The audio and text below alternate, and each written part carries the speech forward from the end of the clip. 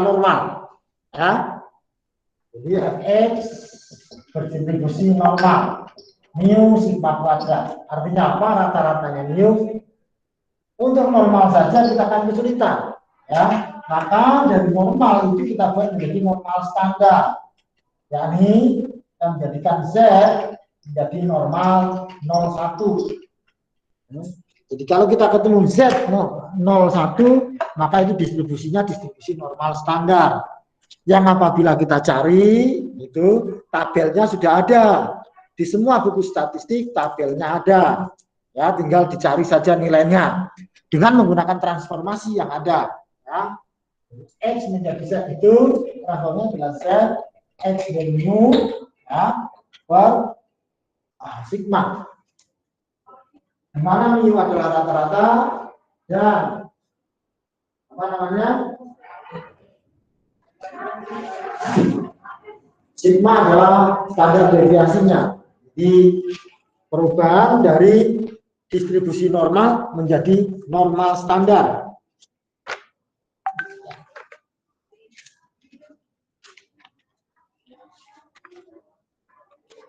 Jadi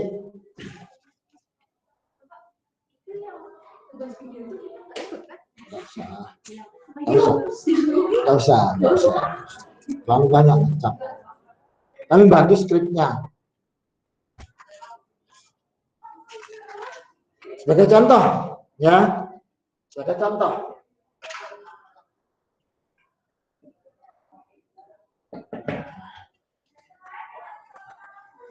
Ketahui X berdistribusi normal dengan mu 60 dan rata-ratanya 12.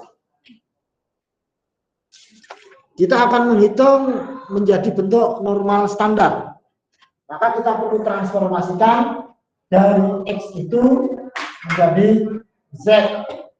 Nah, ini menjadi Z yang nanti akan menjadi normal 0,1. Untuk menjadi dari X menjadi Z itu, maka Z itu dicari menjadi dari X, ya. Misalnya kita ingin mencari nilai, carilah nilai X yang sama dengan 71. Maka transformasinya Z X min mu per sigma. Jadi sama dengan 71 min mu-nya 60 dibagi dengan sigma 12. Nah, X normal mu sigma. Sigma kuadrat, sorry. Kalau gitu sigmanya berapa tuh?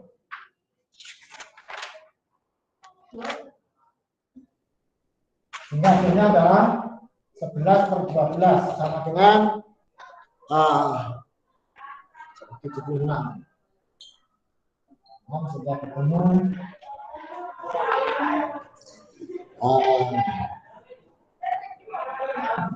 16/12 1,3. Ini gambarnya kita akan lihat. Ini rata-ratanya 60, kita ingin mencari nilai 76.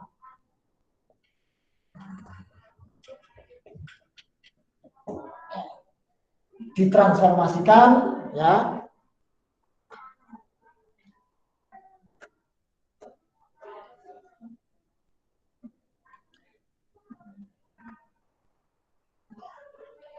Ditransformasikan menjadi ini 0, ini 1,333 itu hasilnya adalah ini 1,33. Hasilnya adalah 0,4082. Sehingga probabilitas X di antara 60 sampai 76 itu sama dengan probabilitas Ya.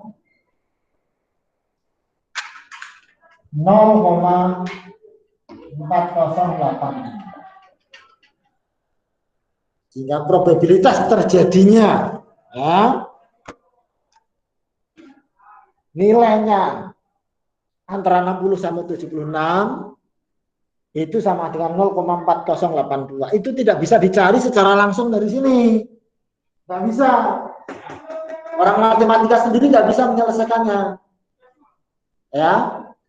Maka untuk bisa mempermudah menyelesaikannya ditransformasikan menggunakan ini. Z sama dengan X mu per sigma. Hasilnya ini. Dari sini ini ketemu ini. Ini ada di tabel. Maka kalau belajar statistik mesti punya tabel. Pertanyaan sekarang saya, Anda yang Anda pegang buku apa?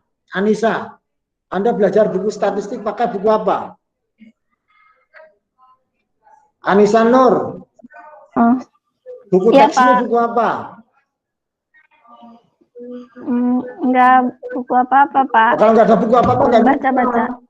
Harus punya buku statistik dasar, apapun buku itu. Yang di belakangnya ada tabel. Oh. Di belakang harus ada tabel, kalau tidak nggak bisa. Tabel peluang itu ya, Pak, yang Iya, probabilitas. itu harus punya. Oh, iya. Nah, harus punya, ya. Iya. Oke. Baik, Pak. Siap, Pak. Itu pengantar saya hari ini karena saya ada penerjunan KKN jam 10, ya. Nanti dilanjutkan Mbak Rizky, teorinya sedikit terus praktiknya.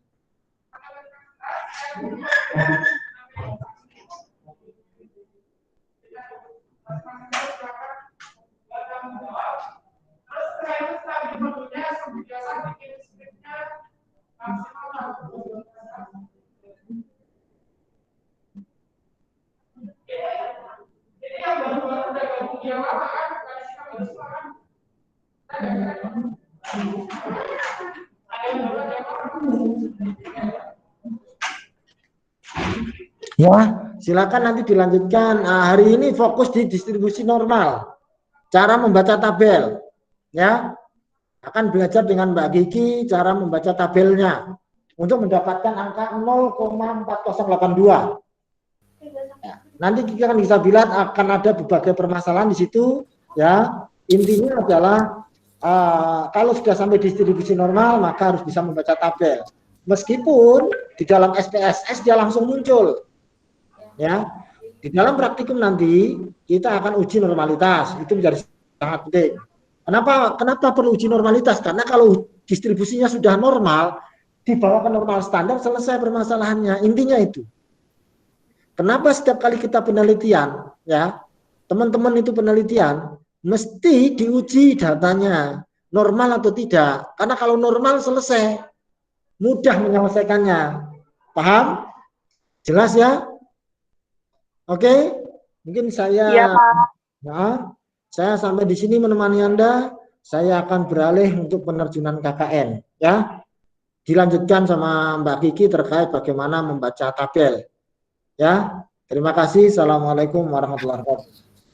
Waalaikumsalam warahmatullahi wabarakatuh. Terima kasih, Pak.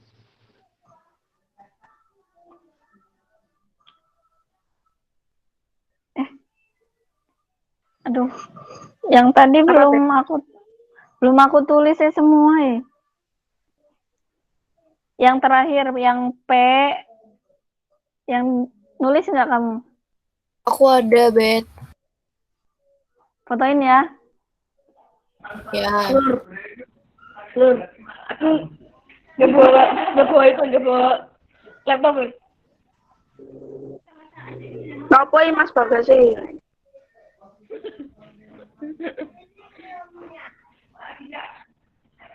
Manggil itu manggil.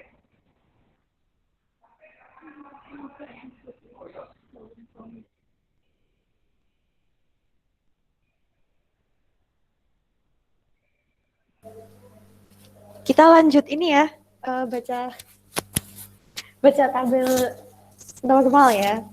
Coba kalian browsing dulu terkait tabel normal itu seperti apa. Nah, terus ditampilin. Jadi kita nanti tuh sambil lihat ininya, sambil lihat tabelnya. Pas aku jelasin.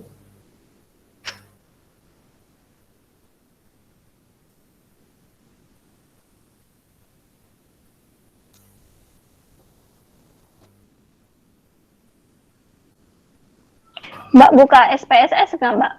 Iya, buka SPSS. Tapi kita bahas ininya dulu ya. Bahas apa?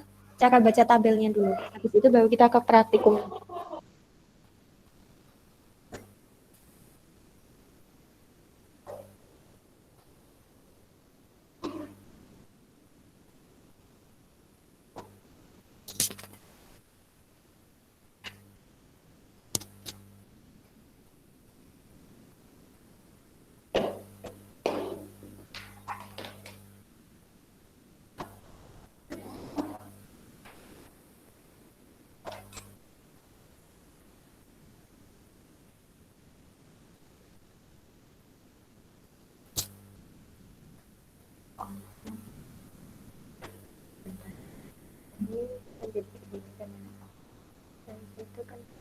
Oh iya, I see.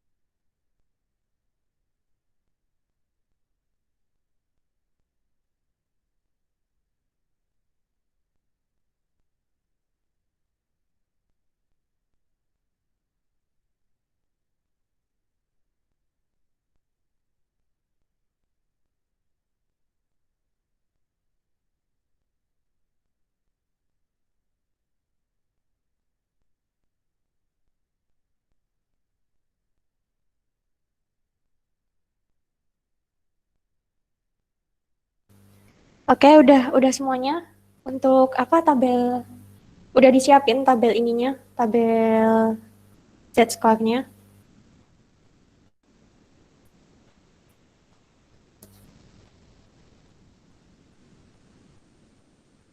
Nah, kalau udah gini. Jadi cara bacanya tadi kan udah ketemu ya itu P60 kurang dari sama dengan X kurang dari sama dengan 76.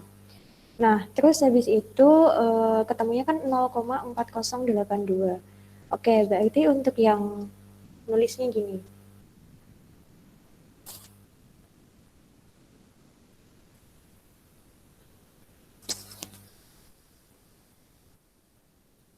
Itu ada yang coret-coretannya gitu nggak sih? Yang gitu. Oh, iya. Bisa enak. Ini bisa di.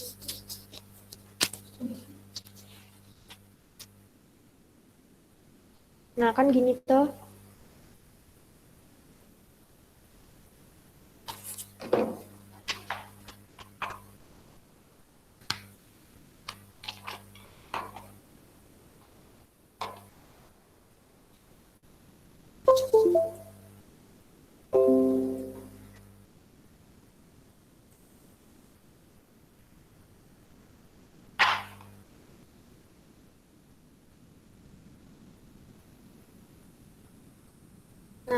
Nah, terus habis itu untuk yang masing-masing ini, tadi kan diubah ke standar, normal standar. Udah semua kan ketemu hasilnya? Dia jadi bentuknya gini, ini sama aja. Kalian hitung yang T.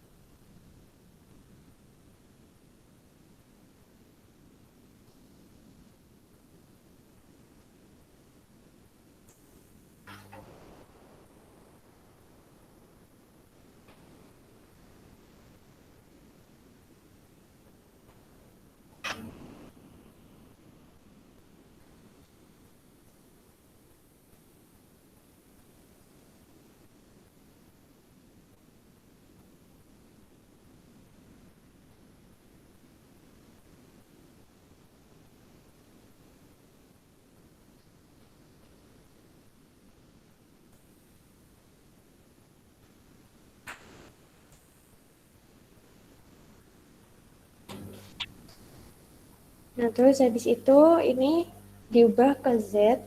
Nah, nilai Z-nya untuk X 76 ini dia pakainya kan tadi untuk yang 76 itu kan udah diubah ke bentuk ini toh yang 76 dikurangi dengan mu-nya tadi adalah 60. Kemudian standar deviasinya itu adalah 12. Kemudian dia menghasilkan sama dengan 1,33. Iya kan? Udah semua toh? Kemudian untuk yang 60 ini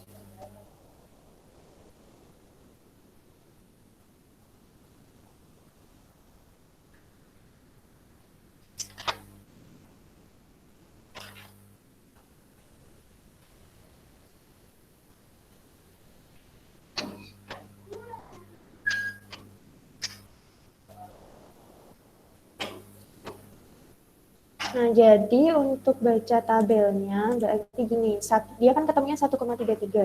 Berarti lihat di sini Z-nya. Ini Z-nya. Di sini ada kalian cari yang satu, Z-nya itu 1,3. Terus habis itu kalian ke kanan. cari dia yang 0,03. Kan 1,33 itu adalah 1,3 ditambah dengan 0,03 kan. Jadi kayak dicari titik temunya gitu loh.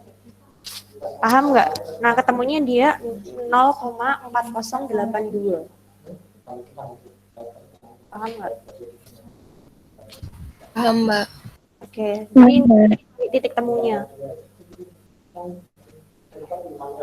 Udah semuanya?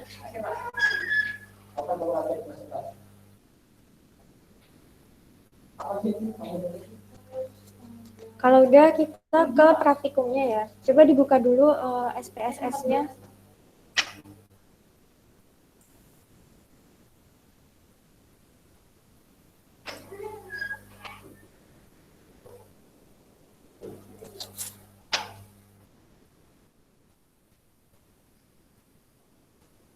Nah, terus kemarin kan kita udah ke distribusi normal. Udah ada tugas juga kan? Nah, itu udah pada ngumpulin. Berarti kalau secara SPSS, kalian kan yang untuk distribusi normalnya itu udah bisa ya. Nah, sekarang kita lanjut ke uji normalitasnya. Uji normalitas itu tuh untuk apa? Nah, jadi tujuan uji normalitas itu adalah untuk menguji apakah data yang digunakan dalam penelitian kita tuh dia berdistribusi normal atau enggak gitu loh. Nah, terus untuk uji normalitas sendiri, dia itu ada dua cara. Yang pertama itu menggunakan uji Shapiro-Wilk atau Lillievers. Terus untuk yang uji kedua adalah Kolmogorov-Smirnov. Nah, itu tuh apa masing-masingnya? Jadi, kalau untuk uji Kolmogorov-Smirnov, dia itu disarankan untuk data sampel yang besar, atau dia itu biasanya digunakan pada data ketika N-nya itu tuh lebih besar dari 50. Nah, terus kalau untuk yang Shapiro-Wilk itu tuh digunakan ketika dia memiliki datanya itu kurang dari 50 sampel. Seperti itu. Ini sambil kalian catat sendiri ya. Ada yang mau ditanyain dulu nggak?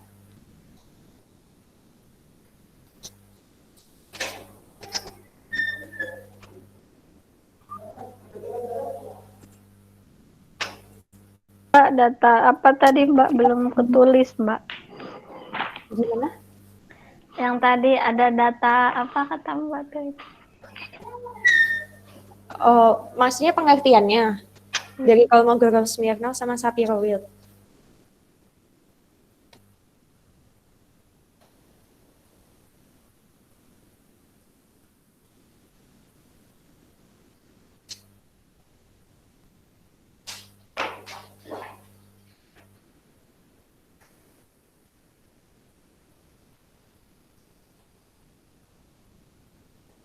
Ada yang mau ditanyain dulu nggak?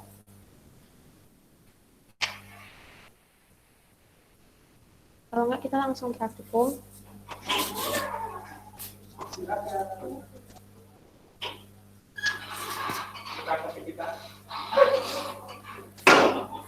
Terus habis itu ini. Tadi kan untuk yang Kolmogorov itu kan dia untuk sampelnya itu lebih besar dari 50 kan.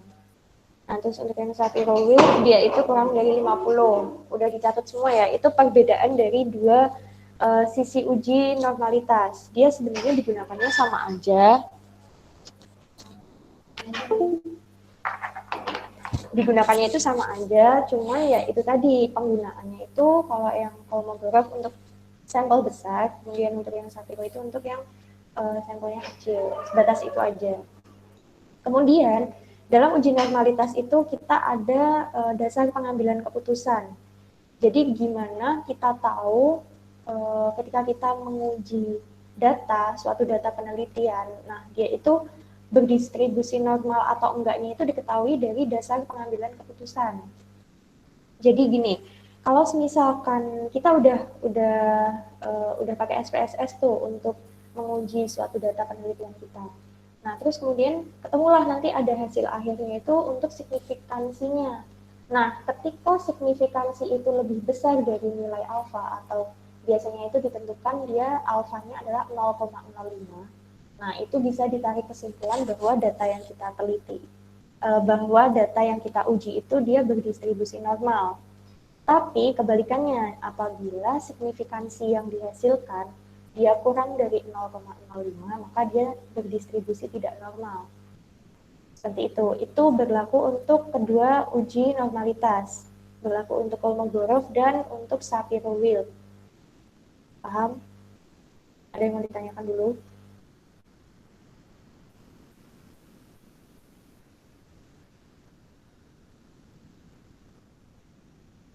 Ini udah dibuka semua kan SPSS-nya? Sudah, Mbak. Udah, Mbak. Oke, kita lanjut aja ya, langsung ke praktikumnya. Nah, misal kita bikin data dulu.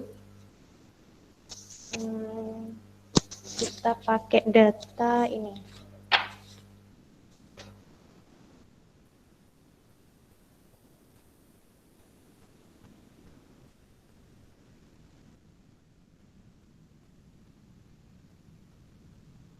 Nah, seperti ini. Kita pengen punya data prestasi dan jenis kelamin. Kemudian untuk desimalnya seperti biasa, kita nolkan.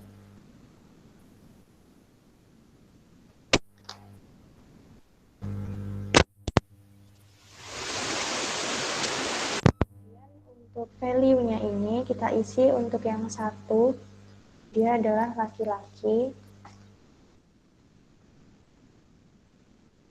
Kemudian 2 itu adalah perempuan. Udah, kita oke. Nah, kita masuk ke data view-nya. Untuk prestasi, misal terserah lah, kalian mau bikin angka berapapun, bebas. Di sini kita pakai 10 data dulu aja.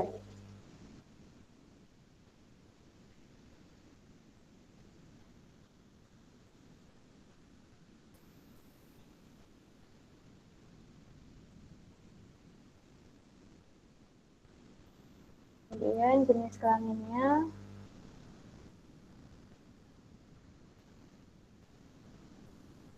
Nah, seperti ini. Terserah ya, untuk angkanya di sini bebas aja. Nah, kalau udah, dari sini kan kita bisa tahu jumlah datanya itu kan hanya ada 10. Berarti kalau secara aturan, kita bisa pakai uji normalitas itu menggunakan Shapiro-Wilk aja kan, karena dia jumlah sampelnya itu masih di bawah 50. Jadi hitungannya belum masuk ke sampel yang besar. Oke, terus caranya gimana uji normalitasnya itu seperti ini. Klik Analyze, kemudian masuk ke Descriptive Statistic, kemudian ke Explore. Nah, kalau udah keluar kayak gini, untuk yang dependent list-nya ini kita masukkan yang prestasi. Jadi kita tuh pengen tahu data prestasi terhadap jenis kelamin ini tuh dia normal atau enggak sih. Data prestasi terhadap jenis kelamin. Berarti prestasi itu dia sebagai dependent list-nya atau dia sebagai Y-nya. Kemudian untuk yang jenis kelaminnya ini dia merupakan untuk prestasinya itu dia sebagai X-nya dan jenis kelamin ini dia sebagai Y-nya. Kemudian untuk yang prestasinya itu kita masuk ke dependent list dan jenis kelaminnya ini masuk ke factor list. Kemudian untuk display dipilih yang bot ini. Kalau udah kita masuk ke plots. Nah, di bagian layar explore plots ini dipilih untuk yang box plots-nya ini factor level together. Kemudian untuk yang deskriptif pilih yang stem and leaf. Kemudian centang bagian normality plots with test dan spread versus level with 11 testnya ini pilih yang non. Kalau udah di continue, kemudian di OK. Nah, ini outputnya. Ini deskriptifnya, jadi kayak min atau rata-rata itu sekian. Kemudian 95% confidence interval formula normalnya itu sekian, mediannya segini, terus variansinya tuh segini. Jadi ini prestasi untuk masing-masing kelompok ya. Jadi untuk yang tadi kan jenis kelaminnya itu dibagi dua, untuk laki-laki dan perempuan. Nah, di sini pun deskriptifnya dia juga dibagi menjadi dua, karena kita menentukan dua kelompok di situ. Kemudian, nah ini yang test of normality ini lah yang menarik kesimpulan dia itu normal atau enggaknya. Dilihatnya dari mana? Dilihatnya dari signifikansi ini, yang bagian ini. Nih, yang ini. Nah, tadi kan aturannya untuk dasar pengambilan keputusannya itu kan ketika signifikansinya itu lebih besar dari 0,05, maka dia disebut normal. Dan sebaliknya, apabila signifikansinya itu kurang dari 0,05, maka dia tidak normal. Nah, dari sini kita lihat Shapiro-Wilk-nya. Di sini signifikansinya itu 0,708 dan 0,681. Itu itu lebih besar dari 0,05 atau kurang dari 0,05 menurut kalian?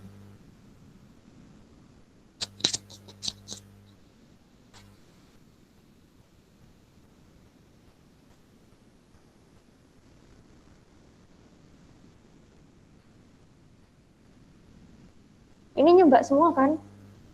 Coba ditampilin SPSS-nya.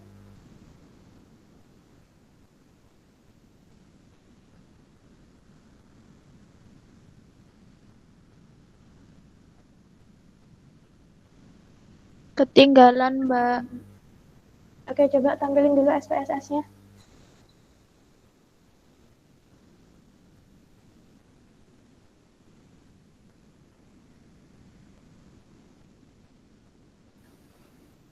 Mbak mau nanya, Iya.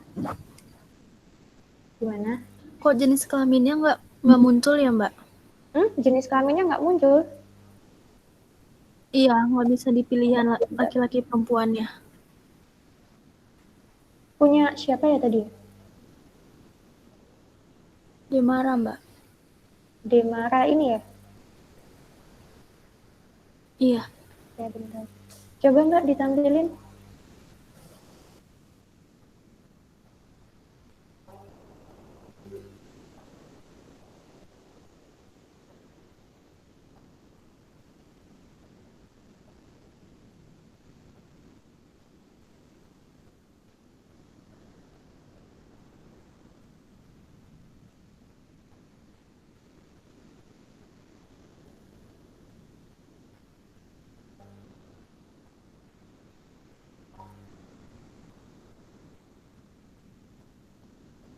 Mbak Demara tadi nggak munculnya jenis kelaminnya itu gimana?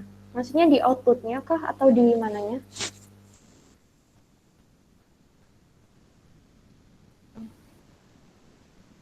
Di data view-nya, Mbak. Oh, di data view-nya. Di data view ininya ya, bagian ininya ya. Coba itu diginiin di view, Iya, Mbak. kemudian di value labels. Ah, keluar nanti coba. Iya. Diklik ini dulu, kemudian dicentang yang bagian value labels-nya ini.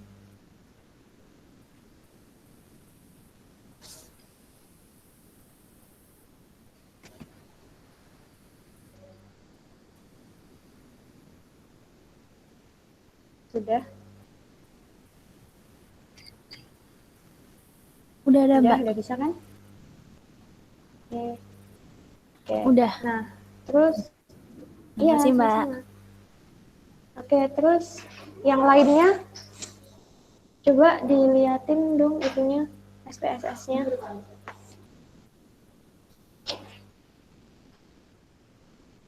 Kalian ada yang ketinggalan atau enggak?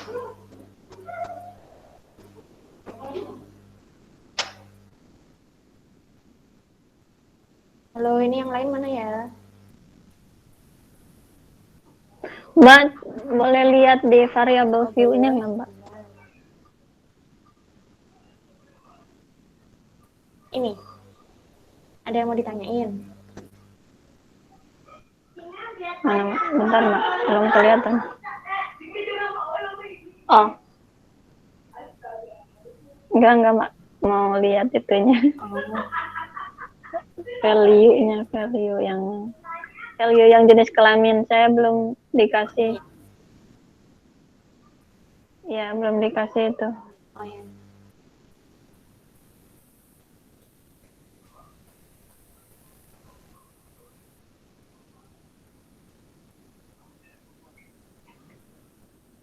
Mbak, tapi saya tadi ngisi di prestasinya Mm-mm. nggak sama kayak Mbak. Nggak apa-apa, boleh, nggak apa-apa. Tapi keluar hasilnya kan Keluar Mbak. berapa? Coba ditampilin. Hmm, itu, oh ya. Coba ke kananin dikit.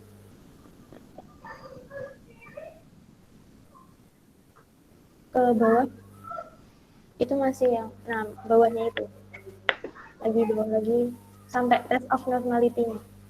Nah, itu berapa ketemu hasil Shapiro-Wilk-nya untuk signifikansinya?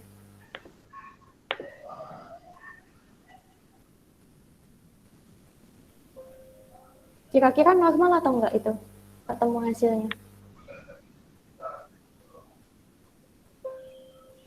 Normal Mbak. Oke, ya udah.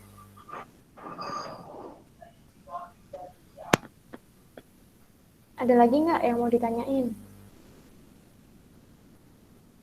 Kalau nggak ada, kita latihan soal. 1 atau 2 soal. Mbak, Ya, gimana? aku itu Mbak ketinggalan yang analis. Oh, analisnya. Analisnya ketinggalan. Oke, tunggu dulu ya. Mbak. Ya, gimana? Kalian Mbak tadi yang value yang laki-laki biar ada tulisan laki-laki dan perempuan tuh gimana Mbak? Oh, gini. Nih, ke data view dulu. Terus, habis itu klik view di sini. Nah, Bukan Mbak yang di variable view tadi. di variable view, ini bagian ini. Iya, iya. Ya Nah. itu ngisi yang itu tadi. Ini tinggal kalian iniin aja. Nah, kayak gini contohnya. Nah, aku hapus Oh. dulu. Oh iya Nah, iya. di sini. Iya. Oh iya tadi nggak lihat itunya. Maaf. Oke, lanjutkan. Mbak, Iya, gimana? ini cara ngubah jenis kelamin yang tadi supaya jangan 1, 2 itu gimana ya Mbak? Oh ini, kalian ke data view. Terus, kalau udah, ini ke view, klik view, kemudian yang value labelsnya ini kalian centang. Ini yang ini. Udah, terus abis itu nanti dia keluar pasti. Oh, udah Mbak. Udah? Oke. Udah, makasih Mbak. Iya. Nah, terus tadi kan ada yang ketinggalan toh yang terkait analisis datanya itu. Nah, berarti yang pertama kali harus dilakukan itu analyze. Kalau udah, kalian pilih yang deskriptif statistik ini. Nah, terus kalian pilih yang explore. Sudah?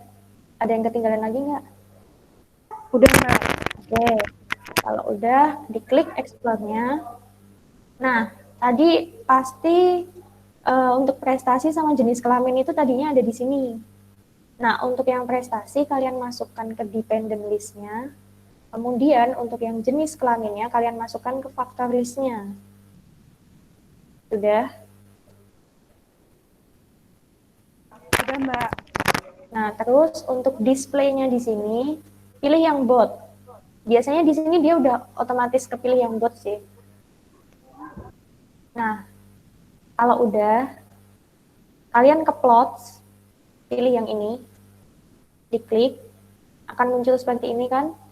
Nah, untuk yang box plotnya ini, kalian pilih yang factor levels together. Kemudian untuk yang deskriptifnya ini, Mbak, yang box ya, plots ya itu milih yang mana Mbak?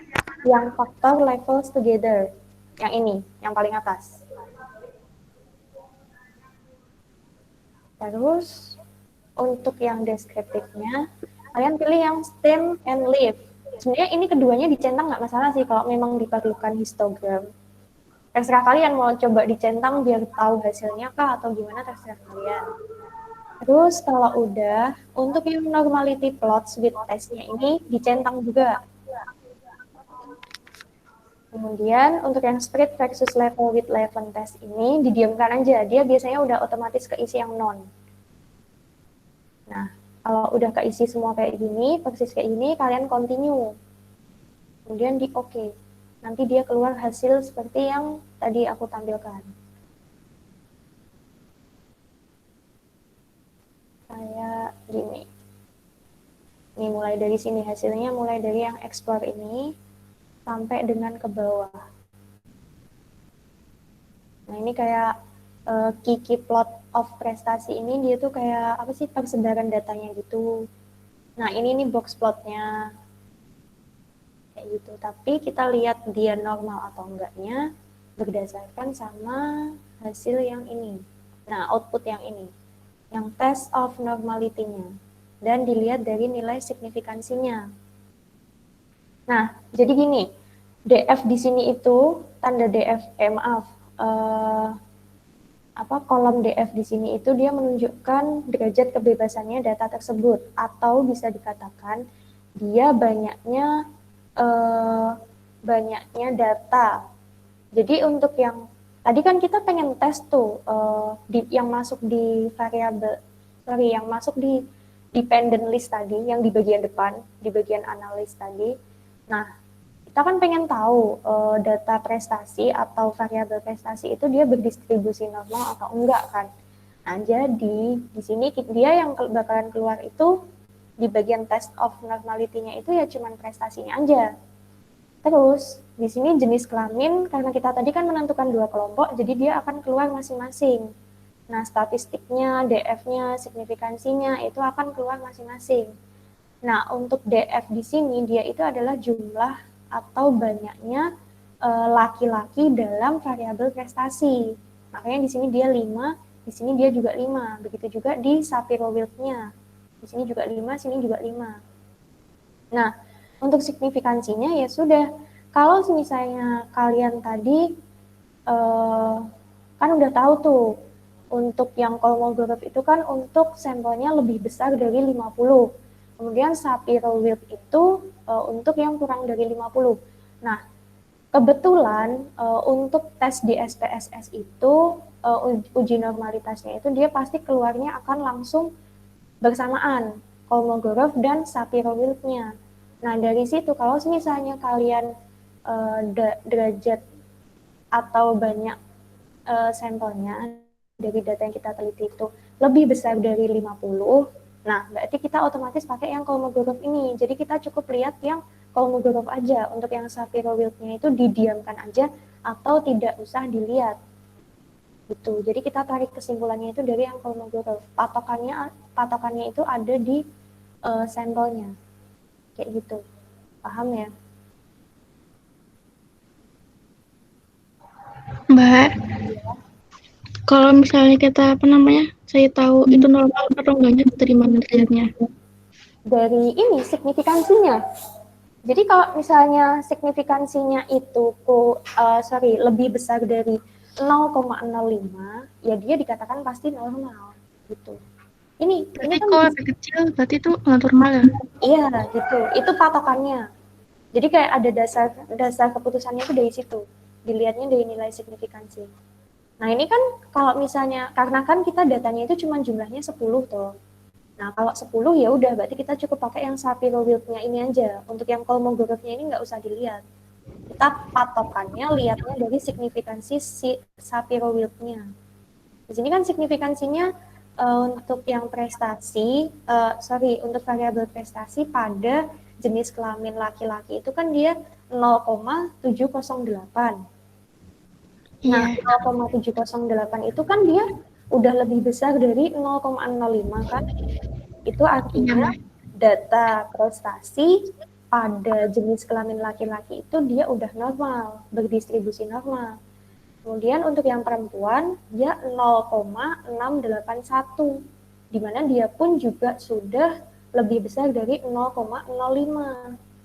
berarti dia juga berdistribusi normal, sehingga dapat ditarik kesimpulan untuk variabel prestasi itu dia berdistribusi normal, sehingga udah bisa dilanjutkan untuk tahap analisis data selanjutnya, karena salah satu syarat untuk mengolah suatu data yaitu dia harus berdistribusi normal. Kalaupun sampai dia hasilnya enggak normal, itu ada tahap-tahap lanjutan gimana caranya biar data tersebut itu diubah dari tidak normal menjadi normal. Seperti itu. Ada yang mau ditanyain dulu? Mungkin ada yang ketinggalan untuk analisis outputnya atau gimana?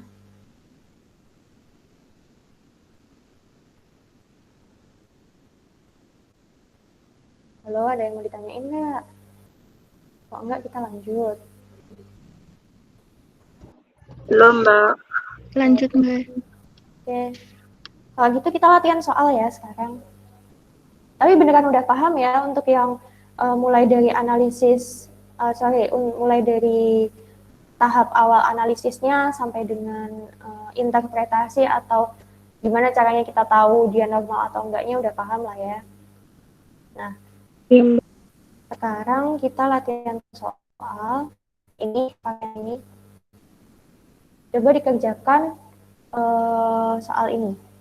Terus nanti kalau ada yang kesulitan tanya, terus nanti di akhir kita cocokin bareng-bareng. Dikerjakan dulu ya.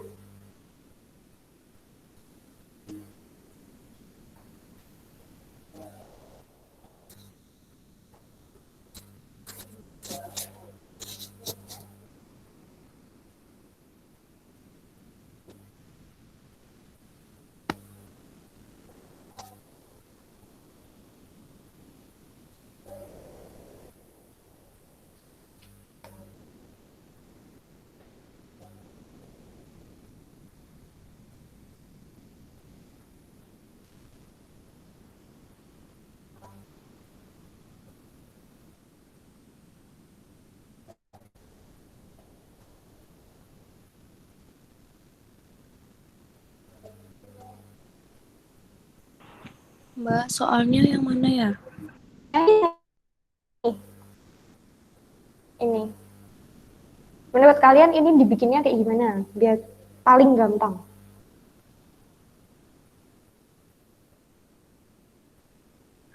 Kayak yang tadi itu aja, prestasi dan jenis kelamin. Iya, Ya kan, benar. Mbak? Jadi nanti prestasi diganti kelompok A, jenis kelamin jadi kelompok B. Iya, betul. Gitu boleh. Tapi ingat ya, di sini kan ada 2 kelompok. Nah, ini kan tadi ada nomor. Ini kan apa sih, kolomnya kan ada nomor kelompok A, nomor kelompok B. Nah, ini datanya mending digabung aja tuh untuk yang kelompok A sama kelompok B ini. Maksudnya yang kelompok B dimasukin ke bawahnya sini. Terus kalian bikin variabel baru di sini, terserah namanya apa, kode kah, kelompok kah, atau apa, dipakein value kayak tadi jenis kelamin. Paham? Enggak, Mbak, enggak paham. Oke, tunggu sebentar.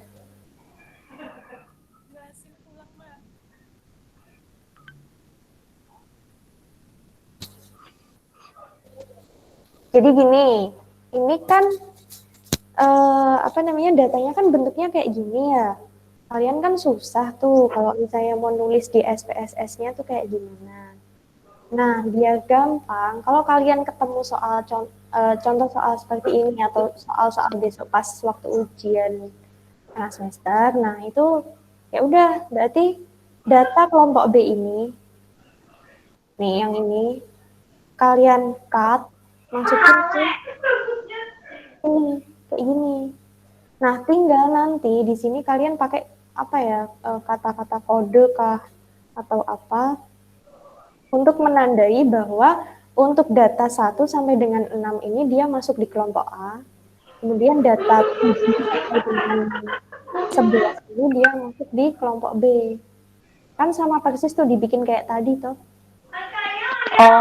Oh iya, berarti nanti di kode itu ditulis A dan B ya? Nah, jadinya kan kayak gini tuh dia. Bener nggak? Kayak gini kan? Iya, iya. Ya. Oh, Oke, nanti coba. berarti di value-nya misal nomor 1 itu kelompok A, nomor 2 Ya, kelompok B. kayak gitu. Oke, coba dibuat. Hmm.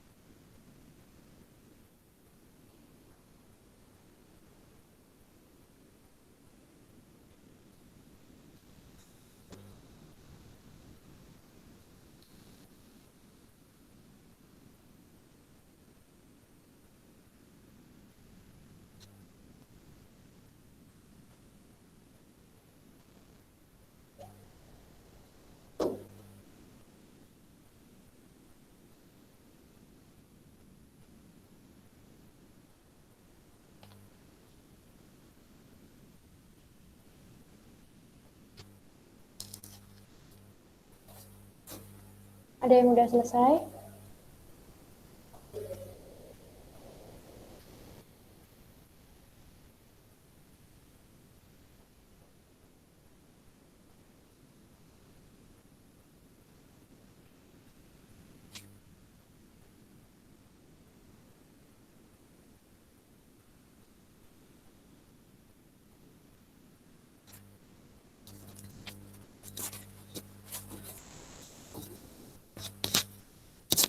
Mbak, ini kok aku Gimana? angka 77,7 tuh malah jadi 78 Di mana? Di Excel atau di SPSS-nya? di SPSS-nya. 78. Tadi untuk yang tadi desimalnya yang kamu bikin dia kamu nolin atau gimana? Iya, Oh, jangan nolin. dinolin dong. Kalau ada desimalnya tetap dikasih 1 kah atau 2. Oh, ini aku kasih 3. Oke, boleh. Kalau ada desimalnya jangan dienolkan. Maksudnya kalau ada angka di belakang koma jangan dienolkan bagian desimalnya. Oh, oh iya tadi salah ini, Deng. Salah ngasih kodenya. Iya.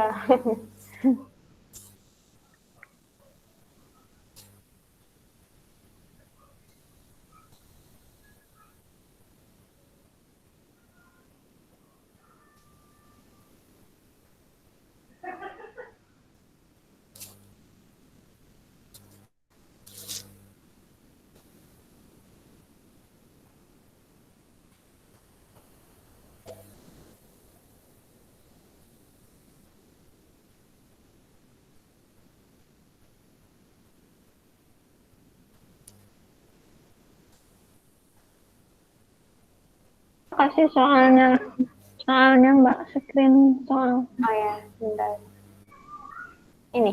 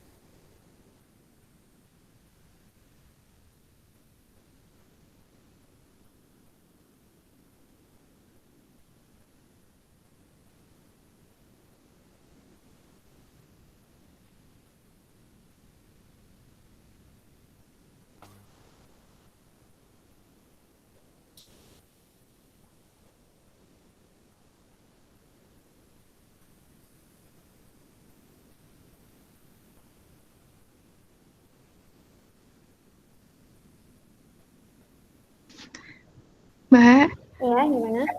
ini kan saya udah nulis datanya, terus kalau misal dimasukin ke Explore, itu yang mana aja yang dimasukin ke factor list? Berarti yang mana? Tadi kan eh, yang sekiranya bisa dihitung menurut kamu yang mana? Yang jumlahnya itu kayak 7,7 gitu Ya, kan. iya, berarti itu yang dimasukkan ke dependent list-nya. Berarti yang di dependent list-nya itu yang nomor sama kode kayak kelompok A, kelompok B gitu ya, Kak? Gimana? Yang dimasukkan ke dependent list-nya itu yang nomornya sama yang kelompok A atau B-nya.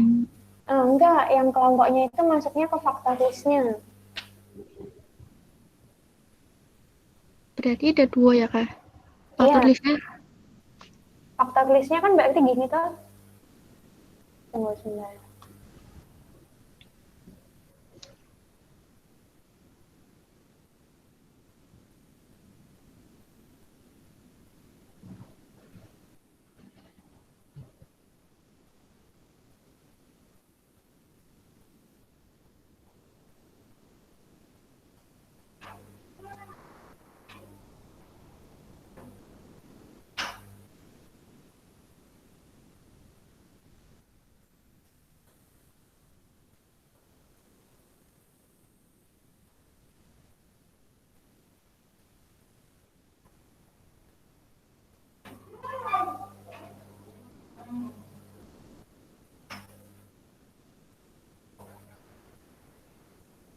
Terus,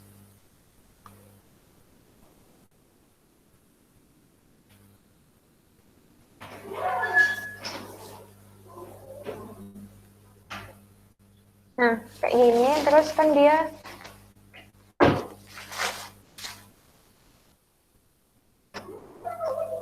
Nah, kan kalau udah kayak gini kita ke analyze, kemudian deskriptif, pilih explore kan. Nah, ini dikeluarin dulu. Kalau kalian punya sheet-nya baru, ya udah berarti nanti tinggal nilai sama kelompok aja kan. Nah, untuk yang nilainya kita masukkan ke dependent list-nya. Kemudian untuk yang kelompok kita masukkan ke factor list-nya. Paham? Kan yang mau dihitung yang nilainya, bukan yang kelompoknya. Iya, Mbak, paham, Mbak. Oke, nah kalau udah, ya udah kayak tadi caranya. Coba dilanjutkan.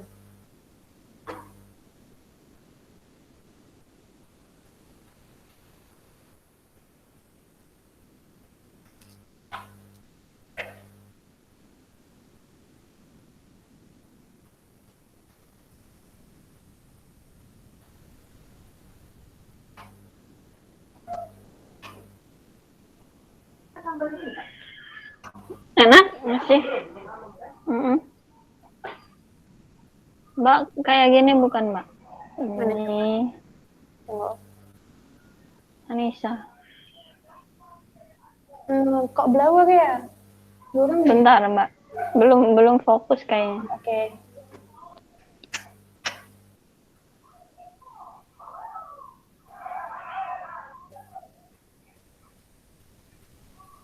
Sudah, Mbak. Kelihatan nggak, Mbak? 200. Yang paling ujung sorry nggak kelihatan ya? Oh, udah. 770 sama 807. Oke, benar. Itu masuknya kita pakainya Kolmogorov atau Sapiro ya? Menurut kalian? Sapiro. Kenapa? Kolmogor. Kenapa? Sapiro atau Kolmogorov? Sapiro. Kenapa kok Sapiro karena 0 lebih besar dari 0,5. Iya po. Alasannya kalau kita pakai Sapiro. Ayo, tadi patokannya apa? Kenapa kita harus pakai Kolmogorov? Jumlah sampelnya, Mbak. Iya, benar. Kenapa? Jumlah sampelnya kenapa? Di bawah 50. Ya. Oke. Paham ya?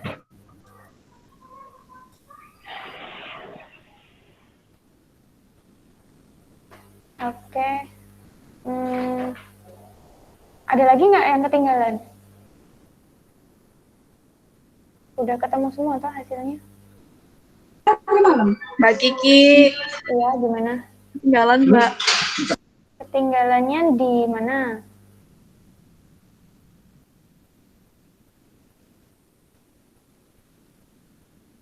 Mulai dari mana ketinggalannya? Bentar Mbak, ini. Bentar. Oh ya.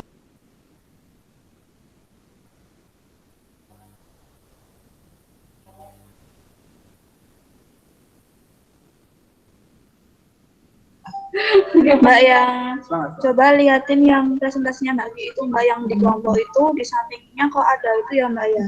Yang mana? Kan tadi dimasukin di value. Nah itu malah coba tak presentasi aja ya Mbak ya. Oh ya, boleh.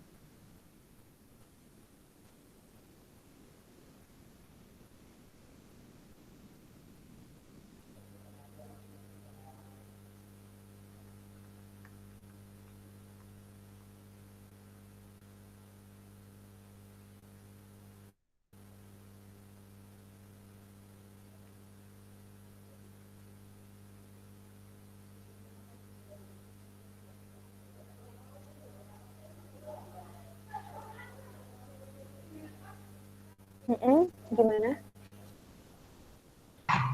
Nah itu di sampingnya kelompok kok ada itu ya Mbak ya. Ini, ada ini ya? Iya FR-nya itu. Coba balik ke ini, apa variable view?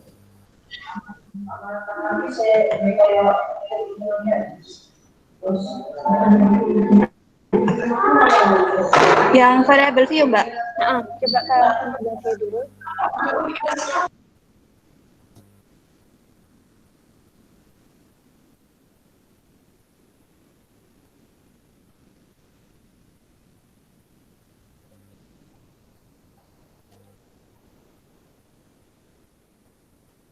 Sudah.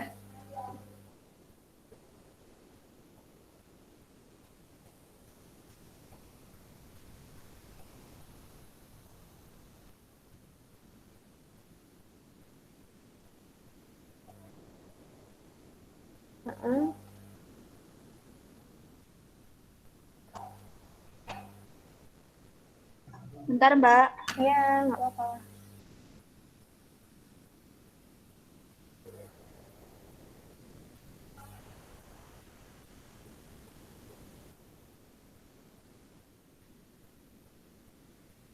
Nah, itu yang var 0001 sama var 0002 itu dihapus aja. Caranya, coba ke ini. Itu dihapus ya Mbak? Iya, dihapus aja. Oh iya.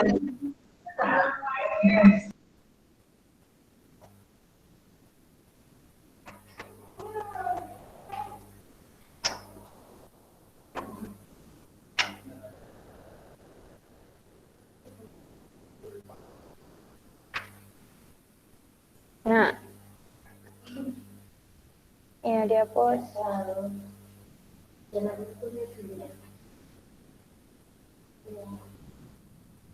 Kok nggak bisa ya Mbak?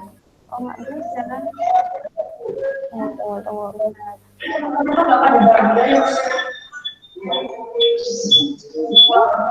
Jadi di bagian ini,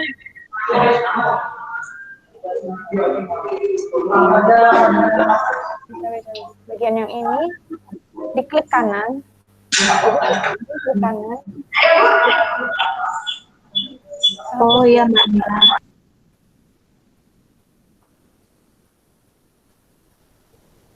Itu tadi cuma paling kasih pencet saja.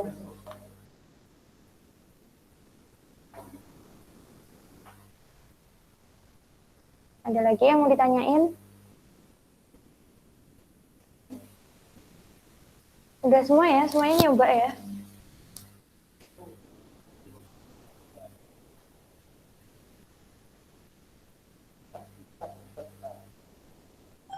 Mbak Kiki, yang di punya saya, yang di klik kanan itu nggak ada tulisan klaimnya tuh.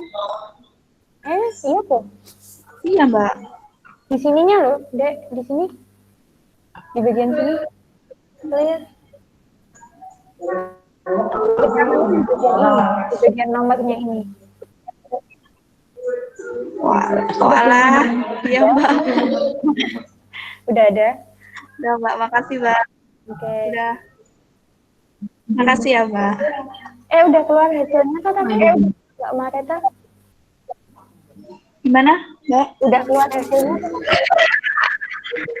Udah. Oke. Makasih Mbak Kiki. Sama-sama. Nah, yang lainnya udah nggak ada lagi. Kalau memang udah nggak ada yang mau ditanyain, materi kita cukup sampai sini dulu untuk praktikum dan teorinya. Kalau masih ada yang kesulitan, nanti bisa chat pribadi atau di grup ditanyain langsung nggak apa-apa.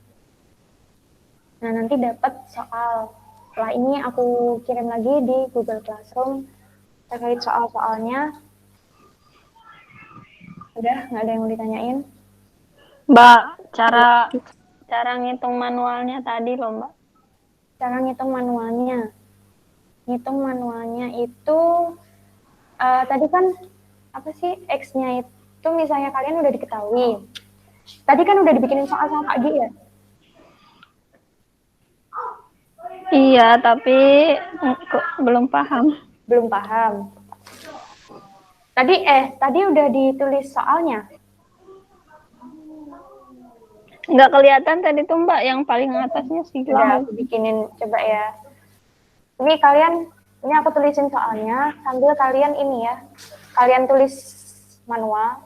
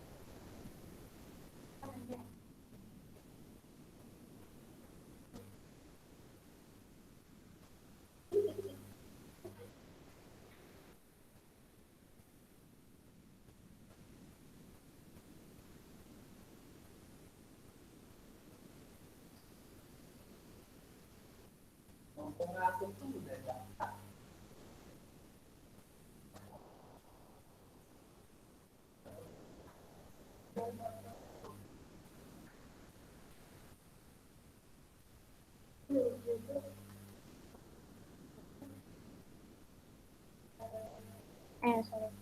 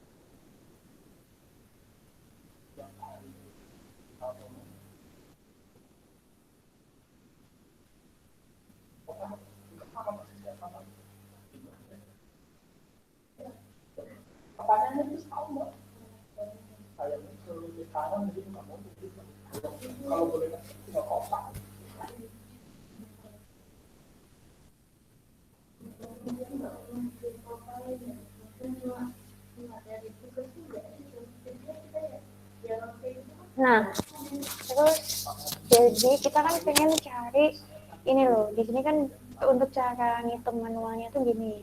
Ini kan di sini dia X1-nya ketemunya kan 76. Dari soal itu kan 76. Nah, kalau misalnya kita mau ngubah biar kita bisa dapat nilai-nilai kayak gini. Share screen dong, Mbak. Gimana? Share screen. Oh, belum ya? Belum. Oh, belum di share screen. Udah loh.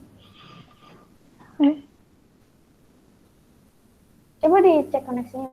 Tapi tadi udah ya? Tunggu aku ulangin. Oh, nge-live, Mbak. Nge-live tadi.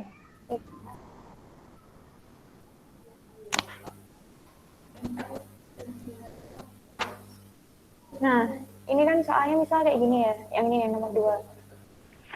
Nah, dia kita bisa dapetin nilai nilai di ABZ skornya itu tuh kita harus ubah dulu X1 ini bentuk skornya. Nah, caranya gimana? Kayak gini.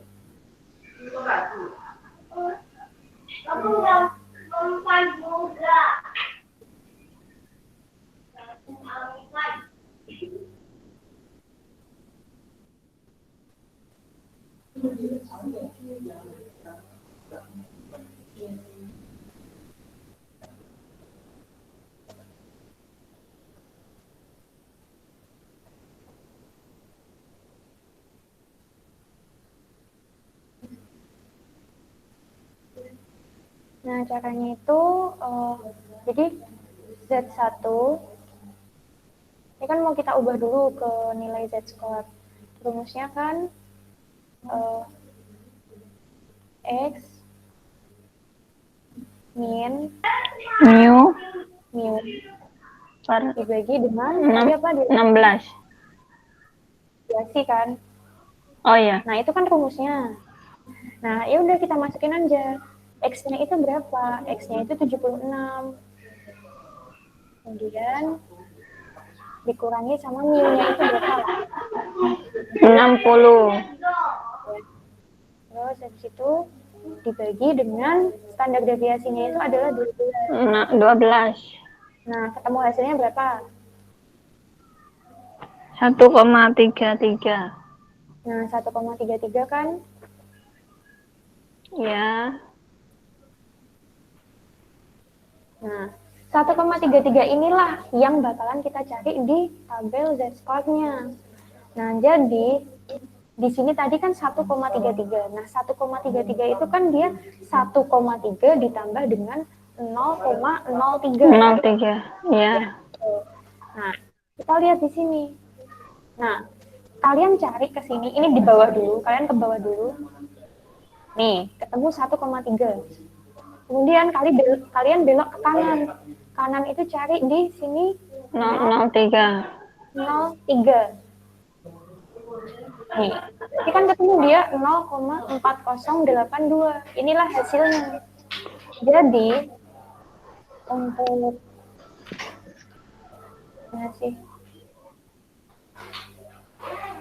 untuk P yang ini, jadi kalian tulisnya nanti gini.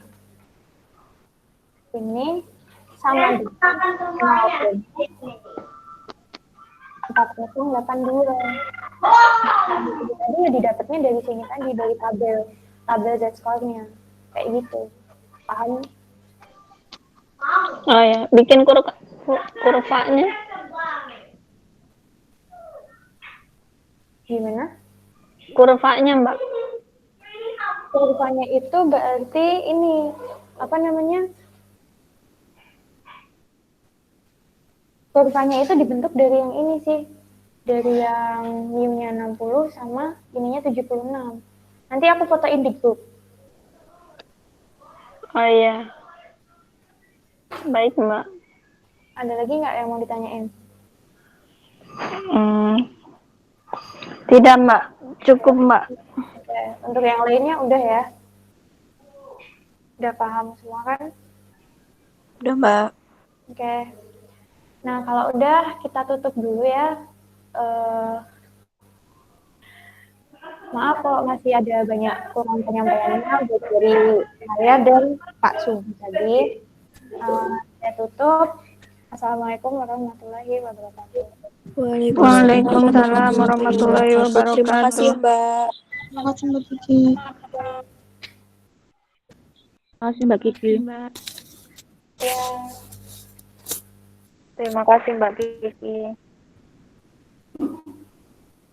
Mbak.